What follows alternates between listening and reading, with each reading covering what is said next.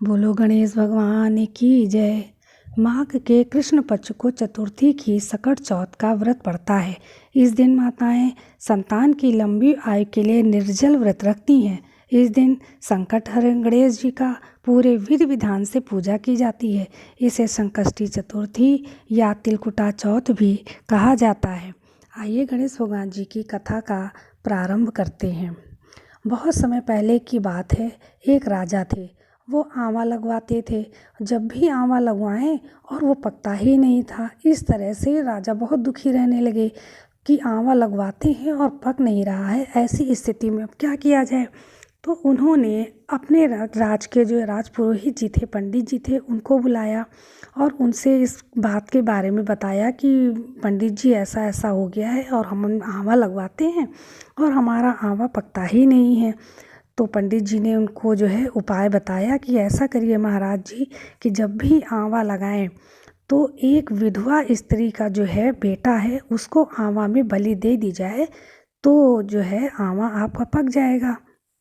अब राजमहल में राजा जी ने डुग्गी पिटवा दी कि जिस विधवा का अकेला बेटा होगा वो राजा के आंवला में डाला जाएगा, जिससे आंवला पकेगा। राज्य में डुग्गी पिटने के बाद में बहुत खोजबीन करते करते एक दिन पता चला कि एक जगह पे जंगल में बुढ़िया रहती है, वो विधवा है और उसका एक छोटा सा बेटा है। बस राजा ने कहा ठीक है, उसी विधवा के बच्चे को आंवला में डाल दिया जाए। ऐसा करते हुए राजा ने अपने 4 सिपाही उस विधवा के घर में भेजे। वहाँ जब पहुँचे तो देखा विधवा जो है से कहा कि देखो ऐसा है, राजा जी का आदेश है कि आपका एक जो छोटा सा बेटा है ये इसको आंवला में डाला जाएगा, इसकी बलि दी जाएगी, जिससे महाराज जी का ईंट का भट्टा जो है आंवला वो पक जाएगा, उसमें ईंटें नहीं पक रही हैं। बुढ़िया बहुत दुख हुई। उसने कहा हमारे जीवन को चलाने के लिए बस यही एक हमारा बच्चा था, अब हम क्या करें। उसने कहा कि ठीक है, आप लोग थोड़ी देर यहाँ बैठिए, आज हमारे यहाँ गणेश भगवान जी की पूजा है, सकट चौथ व्रत कथा है, मैं वो पूजा कर लेती हूँ, उसके बाद में आप मेरा बच्चा ले जाइएगा।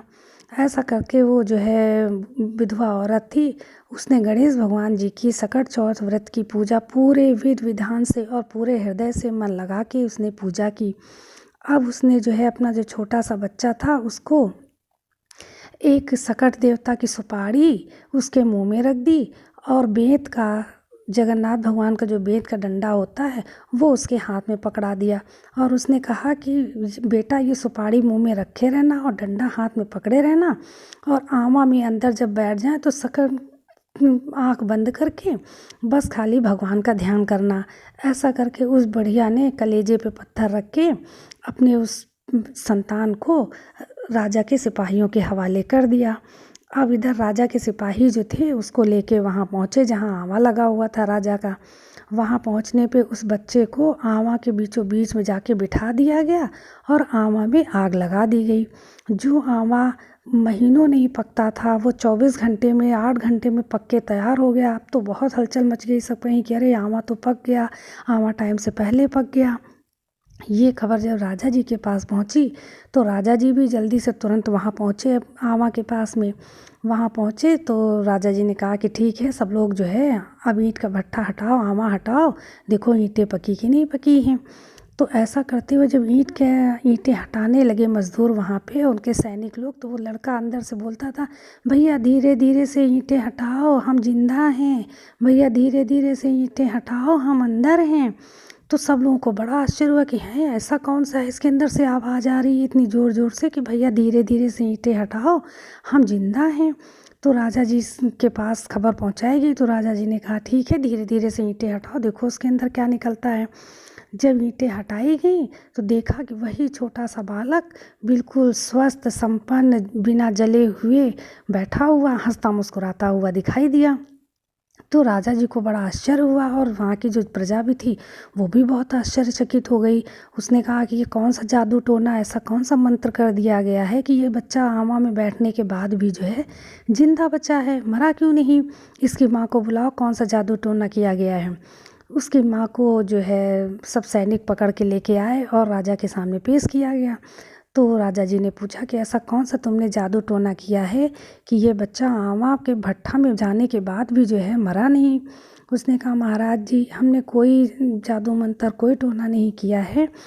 आज हमारे यहाँ सकट चौथ व्रत की पूजा थी और ये संतान की लंबी आयु के लिए और उसके उज्जवल भविष्य के लिए ये पूजा की जाती है। आज ये निर्जल व्रत मैंने सकट माता का रखा हुआ था गणेश जी का, तो उसी वजह से जो है ये हमारा बच्चा जो है आमा से जीवित बच के आ गया है।